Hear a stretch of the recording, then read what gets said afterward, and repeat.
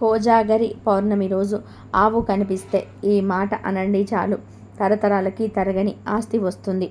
లక్ష్మీదేవి అనుగ్రహం కలుగుతుంది. కష్టాలన్నీ కూడా పోతాయి. సకల దేవతల అనుగ్రహం కలుగుతుంది. అష్టైశ్వర్యాలు సిద్ధిస్తాయి. ఈ దశ మారిపోతుంది. జాతక దోషాలకు పోతాయి. తరతరాలకు తరగని ఆస్తి వస్తుంది. సకల ఐశ్వర్యాలు సిద్ధిస్తాయి అని శాస్త్రాలు చెప్తూ ఉన్నాయి. మరి కోజాగరి పౌర్ణమి రోజు గోవు కనిపిస్తే ఏం చేయాలనే విషయాన్ని ఇప్పుడు ఈ వీడియోలో వివరంగా తెలుసుకుందాం. ఫ్రెండ్స్, ఫస్ట్ అయితే ఈ వీడియోకి ఒక లైక్ కొట్టి మా ఛానల్ని సబ్స్క్రైబ్ చేసుకొని మర్చిపోవద్దు. ఇది ఎంతో శక్తివంతమైన పౌర్ణమి. ఎందుకంటే ఈరోజు లక్ష్మీదేవి భూమి మీదకి వస్తుంది. అయితే ఈ పౌర్ణమి రోజు ఇంటి గుమ్మానికి ఇది ఒక్కటి కడితే చాలు, సొంత ఇంటి కల నెరవేరిపోతుందని శాస్త్రాలు చెప్తూ ఉన్నాయి. చాలామందికి సొంత ఇల్లు కట్టుకోవాలి, లేదా కొనుక్కోవాలి, లేదా అపార్ట్మెంట్ కొనుక్కోవాలని కోరిక ఉంటుంది. కానీ ఎంత కష్టపడినా కానీ ఆ కోరిక నెరవేరదు. ఇలా సొంత ఇంటి కల నెరవేర్చుకోవాలని ఆశపడేవారు ఖచ్చితంగా ఆశ్వీజ పౌర్ణమికి గుమ్మానికి ఈ ఒక్కటి కట్టండి. చూడండి, మళ్ళీ వచ్చే ఆశ్వీజ పౌర్ణమి కల్లా, అంటే మళ్ళీ వచ్చే సంవత్సరానికల్లా ఖచ్చితంగా సొంత ఇంటి కల నెరవేరిపోతుంది. మరి అసలు ఆశ్వీజ పౌర్ణమి రోజు గుమ్మానికి ఏం కడితే సొంత ఇంటి కల నెరవేరుతుందో ఇప్పుడు మనం ఈ వీడియోలో తెలుసుకుందాం. చాలామంది సొంత ఇల్లు కట్టుకోవాలి లేదా కొనుక్కోవాలి అని ఆశపడుతూ ఉంటారు. మనకంటూ ఇల్లు ఉండాలని, అందులో పిల్ల పాపలతో చక్కగా 10 కాలాల పాటు ఆ ఇంట్లో ఉండాలని ప్రతి ఒక్కరికి కూడా కోరిక ఉంటుంది. కొంతమందికి సొంత ఇంటి కల త్వరగా నెరవేరుతుంది. మరి కొంతమందికి ఎంత ప్రయత్నించినా కూడా ఇల్లు కట్టుకోలేకపోతారు. ఎన్ని పరిహారాలు చేసినా ఆ పని జరగదు. ఎందుకంటే పూర్వజన్మలో చేసిన పాప కర్మల వలన అలా జరుగుతుంది. ఇలా సొంత ఇంటి కల తీరట్లేదు అని బాధపడేవారు ఆశ్వీజ పౌర్ణమి రోజు ఈ చిన్న పరిహారం చేసి చూడండి. ఖచ్చితంగా మీ కల నెరవేరుతుంది. అసలు ఏం చేయాలి అంటే, పౌర్ణమికి ముందు రోజే ఒక పల్లెటూరికి వెళ్ళండి. పొలాలలో ఉండే పిచ్చుకగూడు ఒకటి సేకరించండి. ఈ పిచ్చుకగూడును వర్షాకాలం రాకముందు పిచ్చుకలు కట్టుకుంటూ ఉంటాయి. ఈ గూళ్ళల్లో గుళ్ళు పెట్టి పిల్లలు పెద్ద అయిన తర్వాత పిచ్చుకలు గూటిని విడిచి వెళ్ళిపోతాయి. ఒకసారి వదిలిపెట్టిన గూటిని మళ్ళీ ఏ పక్షి ఉపయోగించుకోదు. అలా పిచ్చుక గూళ్ళల్లో అలా వదిలేసిన గూటిని ఒకదాన్ని సేకరించండి. పక్షి లేదా పక్షి పిల్లలు ఉన్న గుళ్ళను మాత్రం అస్సలు కదపకండి. అలా చేస్తే పాపం కలుగుతుంది. ఇలా పక్షులు వదిలేసిన ఒక గూటిని సేకరించి పౌర్ణమికి ముందు రోజు సేకరించి ఉంచుకోండి. ఆ పక్షి గూడును ఇంటికి తీసుకొచ్చేసి పసుపు నీళ్లు చల్లండి. పౌర్ణమి రోజు అనగా ఆశ్వీజ పౌర్ణమి రోజు సాయంత్రం 6 నుండి 10 మధ్యలో ఈ గూటిని లక్ష్మీదేవి ఫోటో ముందు పెట్టి మీ సొంత ఇంటి కోరికను చెప్పుకోవాలి. అమ్మవారికి మనస్ఫూర్తిగా మీ కోరికను చెప్పుకోండి. అమ్మ, ఎలాగైనా సరే మా సొంత ఇంటి కల నెరవేరాలని మేము ఎన్నో ఇబ్బందులు పడుతూ ఉన్నాము.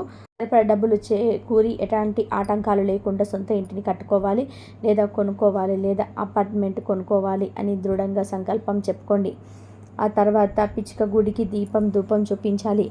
రాత్రి 10 తర్వాత ఈ గుడిని పూజ గదిలో నుండి తీసి ప్రస్తుతం మీరున్న ఇంటి మెయిన్ డోర్ ముందు వేలాడదీయండి. పౌర్ణమికి ముందు రోజే ఈ పక్షి గూడును తెచ్చుకొని పౌర్ణమి రోజు గుమ్మానికి కట్టాలి.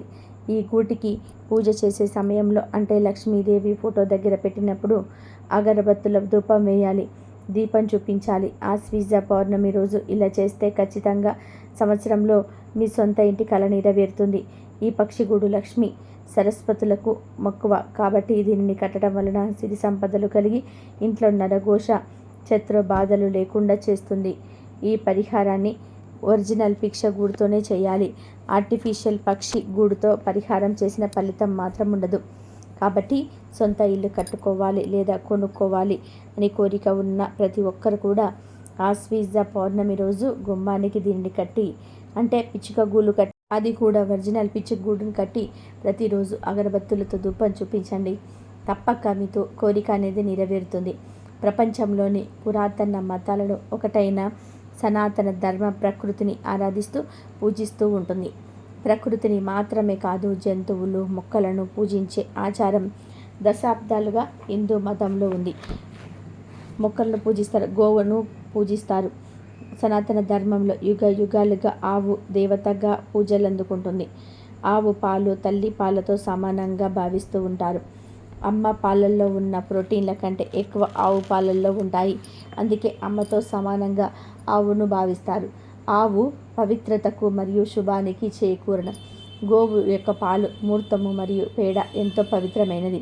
ఆవును దర్శించి రోజులలోనే పనులు ప్రారంభించడం ఎంతో శుభశకనంగా భావించబడుతుంది. ప్రాచీన పవిత్ర భారతీయ సంస్కృతి సంపదలకు గోమాత. భారతీయులకు అనాది నుంచి ఆరాధ్య దేవత. మానవ జాతికి ఆవు కన్నా మిన్నగా ఉపకారం చేసే జంతువు మరి ఒకటి లేదు.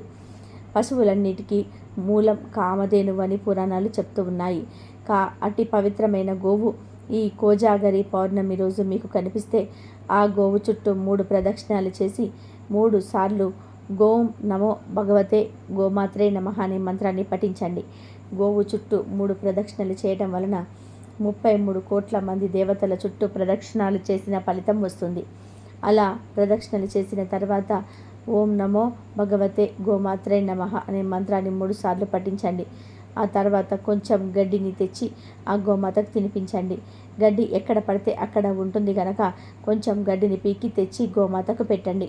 లేదు మాకు దగ్గరలో అస్సలు గడ్డి లేదు అనుకునేవారు పచ్చటి ఆకుకూరలను కానీ కూరగాయలను కానీ అంటే తోటకూర, పాలకూర, చుక్కకూర, బీరకాయ, బెండకాయ లాంటివి ఆకుపచ్చ రంగులో ఉన్న వాటిని పెట్టండి. పౌర్ణమి రోజు గోవు కనిపిస్తే ఇలా చేయటం వలన మీకు ఉండే సకల దరిద్రాలు తొలగిపోతాయి. దేవతలందరి అనుగ్రహం కలుగుతుంది. జాతకంలో ఉండే దోషాలు పోతాయి. తరతరాలకు తరగని ఐశ్వర్యం వస్తుంది. కనుక ఈ పౌర్ణమి రోజు గోవు కనిపిస్తే మీకు కూడా ఈ విధంగా చేసి శుభ ఫలితాలను పొందండి. ఆశ్వీజ శుద్ధ పౌర్ణమి నాడు కోజాగరి పౌర్ణమి అంటారు. ఈ రాత్రి లక్ష్మీదేవి భూమి అంతా కూడా తిరుగుతూ ప్రతి ఇంటికి వస్తుంది. కాబట్టి ఈ రాత్రి ప్రతి ఒక్కరు కూడా అర్ధరాత్రి వరకైనా సరే మేల్కొని అమ్మవారికి ఆహ్వానాన్ని పలుకు దీపాలను వెలిగించుకోవాలి. ఎవరైతే మేల్కొని అమ్మవారిని ఆహ్వానించే విధానంగా దీపాలను వెలిగిస్తారో వారికి లక్ష్మీదేవి యొక్క అనుగ్రహం కలుగుతుందని పెద్దలు అంటున్నారు. ఎవరైతే దీపం పెట్టకుండా నిద్రపోతారో వారి ఇంటికి వెళ్లకుండా జారుకుంటుంది లక్ష్మీదేవి. ఆ ఇంట్లో దరిద్ర దేవత ఇంకా ప్రవేశించి తాండవం చేస్తుంది. లక్ష్మీదేవి స్వర్గం నుండి ఈ కోజాగరి పౌర్ణమి రోజు భూమి మీదకు వస్తుంది. భూమి మీద ప్రతి ఇంటికి కూడా సంచారం చేస్తుంది. కాబట్టి ఈరోజు చక్కగా ఇంటిని శుభ్రంగా ఉంచుకోవాలి. తామరాకుపై దీపాలను ఉంచాలి. తామరాకు దొరకని వారు తమలపాకుపై దీపాన్ని వెలిగించుకోవచ్చు. పూజ గదిలో తులసి కోట వద్ద గుమ్మానికి 2 వైపులా, సింహద్వారానికి 2 వైపులా కూడా తామరాకు వేసి దానిపై దీపాలను వెలిగించుకోవాలి. పూజ గదిలో 5 ఒత్తులు వేసి ఆవు నెయ్యితో దీపం వెలిగించి లక్ష్మీదేవి పూజను నిర్వహించుకోవాలి. అదేవిధంగా సింహద్వారానికి పసుపు రాసి కుంకుమ బొట్లు పెట్టి 2 పసుపు రంగు పూలను గుమ్మానికి అలంకరించుకోవాలి. అలంకరించుకున్న దీపాలను కూడా వెలిగించాలి. పెరటి గుమ్మం వైపు తులసి కోట వద్ద కూడా దీపాన్ని వెలిగించి అమ్మవారికి బెల్లం అన్నం ప్రసాదంగా నివేదించాలి. ఇలా చేస్తే వారి ఇంట్లో తిష్ట వేసుకొని కూర్చుంటుంది. అష్టైశ్వర్యాలను భోగభాగ్యాలను కలుగజేస్తుందని పురాణాలు చెప్తున్నాయి.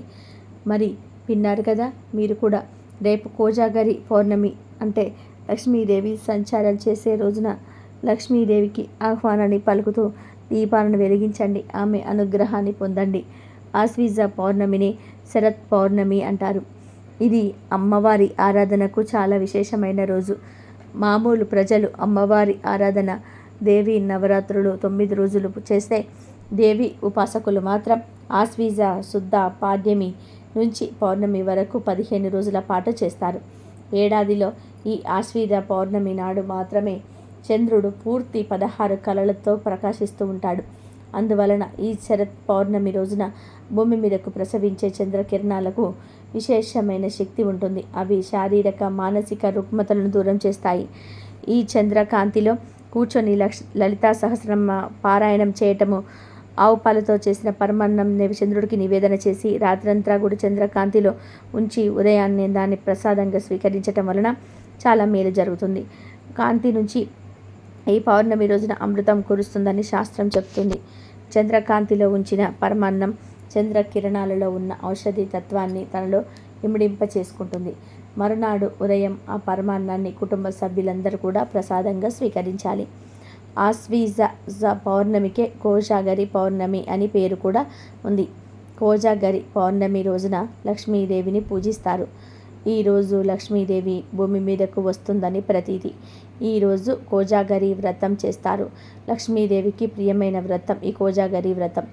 సంపదలను సౌభాగ్యాలను ప్రసాదించే చల్లటి తల్లిగా శ్రీ లక్ష్మీదేవిని పూజిస్తారు. ఈరోజు లక్ష్మీదేవి భూమి మీదకు వస్తుందని ప్రతీది. ఈరోజు కోజాగరి వ్రతం చేస్తారు. లక్ష్మీదేవికి ప్రియమైన వ్రతం ఈ కోజాగరి వ్రతం. సంపదలను సౌభాగ్యాలను ప్రసాదించే చల్లని తల్లిగా శ్రీ లక్ష్మీదేవిని పూజిస్తాము. లక్ష్మీదేవికి అత్యంత ప్రియమైన మరియు దారిద్ర్య వినాశక వ్రతం కోజాగరి వ్రతం. ఒకసారి మహర్షులందరూ కూడా వాల్కిల్య మహర్షిని దారిద్ర్యం తొలగించే లక్ష్మీదేవిని ప్రసన్నం అయ్యే వ్రతాన్ని వివరించమని కోరగా ఆయన కోజాగరి వ్రతాన్ని వివరించినట్టుగా పురాణ విదితం. పూర్వం మగధ దేశంలో వలితుడు అనే బ్రాహ్మణుడు నివసిస్తూ ఉండేవాడు. అతడు గొప్ప పండితుడు, భక్తుడు, కానీ అతడు కట్టిక పేదవాడు. ఆయన భార్య అయిన చండి పరమ గయ్యాలి.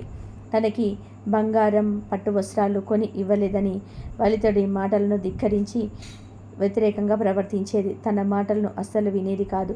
ఒకసారి వలితుడి స్నేహితుడైన గణేశ వర్మ వలితుడి బాధను చూసి, నీవు ఏ పని చేయించుకోవాలనుకుంటున్నావో దానికి వ్యతిరేకంగా పని చేయమని నీ భార్యకు చెప్పు. అప్పుడు ఆమె నీకు అనుకూలమైన విధానంగా పనిచేస్తుంది కాబట్టి నీ పని జరుగుతుందని సలహా ఇచ్చాడు. కొంతకాలానికి వలితుడి తండ్రి ఆర్థికం వచ్చింది. స్నేహితుడు చెప్పినట్టుగానే వలితుడు, రేపు మా తండ్రి గారి ఆర్థికం అయినా నేను ఆర్థికం పెట్టదలుచుకోలేదు అని భార్య చండితో అన్నాడు. భర్త మాట విన్న చండి దానికి వ్యతిరేకంగా మామగారి ఆర్థికాన్ని వలితుడితో చేయించింది. అన్నీ సవ్యంగా జరుగుతున్నాయన్న సంతోషంలో వలితుడు భార్య చండితో పిండాలను తీసుకొని వెళ్ళి నదిలో పడేసి రమ్మన్నాడు. వెంటనే చండి పిండాలను ఊరిలోని కాల్వలో పడేసి వచ్చింది. అది చూసిన వలితుడి మనసు విరక్తి చెందడంతో ఇల్లు వదిలి అరణ్యానికి వెళ్ళిపోయాడు. కొంతకాలం తర్వాత ఆశ్వీజ పౌర్ణమి వచ్చింది. సాయంకాలం అయింది. ముగ్గురు నాగకన్యలు వచ్చి నదిలో స్నానం చేసి లక్ష్మీదేవిని పూజించారు. పాచికలు ఆడడానికి సిద్ధమయ్యి నాలుగో మనిషి లేకపోవడంతో ఎవరైనా సరే ఉన్నారేమోనని చెట్టు ప్రక్కల గాలించారు. వారికి వలితుడు కనిపించాడు. అప్పుడు ఆ నాగకన్యలు వలితుడిని పాచికలు ఆడడానికి రమ్మని కోరాడు. కానీ అది జూదం కాబట్టి తాను ఆడనని వారికి వివరించారు. వలితుడు ఈరోజు పాచికలు ఆడడం నియమని నాగకన్యలు చెప్పి పాచికలు ఆడడానికి ఒప్పించారు. లక్ష్మీ సమేతుడైన విష్ణువు భూలోకంలో ఎవరు మేల్కొని ఉన్నారో చూడడానికి రాక వారికి ఈ ముగ్గురు నాగకన్యలు బలితుడు పాచికలాడుతూ కనిపించారు. దీనికి సంతోషించిన లక్ష్మీదేవి వారికి సర్వసంపదలను ప్రసాదించింది అని వాలిక్య మహర్షి వివరించారు. కాబట్టి ఆశ్వీజ పౌర్ణమి రోజున లక్ష్మీదేవిని పూజించి ఆ రాత్రి జాగరణ చేస్తూ పాచికలాడే వారికి సర్వసంపదలు చేకూరుతాయని పురాణాలు చెప్తున్నాయి. ఈ పౌర్ణమి రోజు రాత్రి వేళల్లో లక్ష్మీదేవి ఆకాశ మార్గాన ప్రయాణిస్తూ తన వ్రతాన్ని ఆచరించిన భక్తులను అనుగ్రహిస్తూ వెళ్తుంది. అమ్మవారు కటాక్షం కారణంగా దారిద్ర్య బాధలు తొలగిపోతాయి, సిరి సంపదలు చేకూరుతాయి. అంతేకాదు ఇదే రోజు మన రాష్ట్రంలో కొన్ని ప్రాంతాలలో గొంతెమ్మ పండుగను చేస్తారు. గొంతి మహేశ్వరు పూజిస్తూ ఉంటారు. అరిసెలు, అప్పములు, కూరలను నైవేద్యంగా సమర్పిస్తారు. ఇలా ఎంతో పవిత్రమైన ఈ కోజాగరి పౌర్ణమి రోజున ఒక ప్రత్యేకమైన చెట్టును తాకితే చాలు మీ జాతకం మారిపోతుందని శాస్త్రాలు చెప్తూ ఉన్నాయి. ఎంతో పవిత్రమైన ఈ ఆశ్వీజ పౌర్ణమి రోజు మీరు మామిడి చెట్టును తాకటం వలన తిరుగులేని రాజయోగం పడుతుంది. మామిడి చెట్టు కూడా ఒక దేవతా వృక్షమే. రామాయణము, మహాభారతము, ఇతర పురాణాలలో దీని ప్రస్తావన ఉంది. మామిడి పండు ప్రేమకు, సంతాన సాఫల్యతకు చిహ్నంగా భావిస్తారు. ఏ శుభకార్యమైనా సరే ఇంటికి మామిడి ఆకులు కట్టకుండా ప్రారంభించరు. మామిడి ఆకులకు నెగిటివ్ ఎనర్జీని లాక్కునే గుణముంది. మామిడి చెట్టును వేదాలలో స్వర్గపుస్తపు స్థలమని సంబోధిస్తారు. భాగవతంలో మందర పర్వతం మీద మామిడి చెట్టు ఉన్నాయని చెప్పబడుతుంది. శివుడు ఒకసారి కోపానికి గురై పార్వతీదేవిని శాపించటం, పార్వతీదేవి భూలోకానికి వచ్చి ఒక మామిడి చెట్టు కింద మట్టితో శివలింగాన్ని చేసి పూజించినట్టుగా పురాణాలు చెప్తున్నాయి. కాబట్టి మామిడి చెట్టు పరమ పవిత్రమైన వృక్షం. ఈ పౌర్ణమి రోజున మామిడి చెట్టులోని ధాతువులు యాక్టివేట్ అవుతాయి కనుక ఈరోజు మామిడి చెట్టును తాకితే చాలు మీ కష్టాలు, సమస్యలు పోతాయి. మీ ఇంట్లోని నెగిటివ్ ఎనర్జీని, రోగాలను ఆ చెట్టు లాగేసుకుంటూ ఉంటుంది. ఈరోజు మీకు ఎక్కడ మామిడి చెట్టు కనిపించినా మీరే మామిడి చెట్టు దగ్గరికి వెళ్ళి చెంబుడు నీళ్లు ఆ చెట్టుకు సమర్పించండి. తర్వాత మామిడి చెట్టుకు నమస్కారం చేసుకోండి. 11 సార్లు ఆ చెట్టును తాకండి. ఇలా తాకిన తర్వాత ఆ మామిడి చెట్టు కింద 2 నిమిషాలు కూర్చొని ఇంటికి వెళ్ళండి. ఇదంతా చేయకపోయినా ఈ అద్భుతమైన రోజున ఎవరైతే మామిడి చెట్టును తాకుతారో వారి ఒంట్లోని రోగాలు, చెరువు, నెగిటివ్ ఎనర్జీ అంతా పోతుంది. మామిడి చెట్టులోని పాజిటివ్ ఎనర్జీ మీ ఒంట్లోనికి ప్రవేశించి మీ దశ మారిపోతుంది. సకల దేవతల అనుగ్రహం లభిస్తుంది. మీ జాతక దోషాలు కూడా పోతాయి. మహారాజ యోగం పడుతుంది. ఇలా ఈరోజు ఈ చెట్టును తాకితే కష్టాలు, బాధలు పోయి తరతరాలకు తరగని ఐశ్వర్యం వస్తుంది. కనుక అందరూ కూడా ఈ పౌర్ణమి రోజు మామిడి చెట్టును తాకి కష్టాలన్నింటిని కూడా తొలగించుకొని సకల సంపదలను పొంది సంతోషంగా జీవించండి. ఎంతో పవిత్రమైన ఈ కోజాగరి పౌర్ణమి రోజున ప్రత్యేకంగా 2 వస్తువులను ఇంటికి తెచ్చుకుంటే లక్ష్మీదేవి అనుగ్రహంతో కోట్లు సంపాదించే యోగాలు వస్తాయని శాస్త్రాలు చెప్తూ ఉన్నాయి. మరి ఆ వస్తువులలో మొదటి వస్తువు ఏమిటి అంటే మినుములు. అవును, ఈ పౌర్ణమి రోజున మినప గుళ్ళు కొని తెచ్చుకుంటే చాలా మంచి జరుగుతుంది. మినప గుళ్ళు అనే కాదు, ఈరోజు మినుములను కొని తెచ్చుకున్న లక్ష్మీదేవి అనుగ్రహం కలుగుతుంది. ధనం మీ వైపు అట్రాక్ట్ అవుతుంది. అష్టైశ్వర్యాలు సిద్ధిస్తాయి. కోటి రూపాయలు సంపాదించే యోగాలు వస్తాయి. మినుముల గురించి అందరికీ తెలుసు. మినుములు మనం ఆహారంగా తినడానికి వాడుతూ ఉంటాము. మీ ఇంట్లో ఆల్రెడీ మినుములు ఉన్నా పర్వాలేదు. ఈ పౌర్ణమి రోజున కనీసం 1/2 కేజీ మినుములైనా సరే కొని తెచ్చుకోండి. ఇలా 1/2 కేజీ, అర కేజీ, కేజీ, 2 కేజీలు, 5 కేజీలు, 10 కేజీలు, 100 కేజీలు, ఇలా మీ అవసరాన్ని బట్టి మీరు ఈ పౌర్ణమి రోజు ఎంతో కొంత మినుములను కొని ఇంటికి తెచ్చుకోవడం వలన మీకు శుభం చేకూరుతుంది. శుభకార్యాలు జరుగుతాయి. తరతరాల వరకు తరగని సంపద మీ ఇంటికి వస్తుంది. ఆరోగ్యము, ఐశ్వర్యము అన్నీ కలిసి వస్తాయి. కనుక పౌర్ణమి రోజు ఖచ్చితంగా మినుములను కొని ఇంటికి తెచ్చుకోండి. శుభ ఫలితాలను పొందండి. ఇలా తెచ్చుకున్న మినుములను వంటల్లో వాడుకోండి. పౌర్ణమి రోజు కొని ఇంటికి తెచ్చుకోవాల్సిన 2వ వస్తువు ఏమిటి అంటే బెల్లం. బెల్లం ఇప్పుడు ధనాన్ని సూచిస్తుంది. ధన ద్వారాలను తెలుసుకునేలాగా చేస్తుంది. అమ్మవారికి బెల్లం అంటే ఎంతో ఇష్టం గనక ఈరోజు బెల్లాన్ని ఇంటికి తెచ్చుకుంటే అష్టైశ్వర్యాలు కలుగుతాయి. భోగభాగ్యాలతో తొలతూగుతారు. కాబట్టి బెల్లాన్ని ఇంటికి తెచ్చుకోండి. 20 రూపాయలు పెట్టి బెల్లం కుంది వచ్చేస్తుంది. ఆ బెల్లం కుందిని కొని ఇంటికి తెచ్చుకుంటే చాలు, మీ జీవితం మారిపోతుంది. బెల్లంలాగా మీ జీవితం కూడా మధురంగా మారిపోతుంది. లక్ష్మీదేవి అనుగ్రహం లభిస్తుంది. లక్ష్మీదేవి మీకు కావలసినంత ధనాన్ని ఇస్తుంది. కనుక వర్షం కురిపిస్తుంది.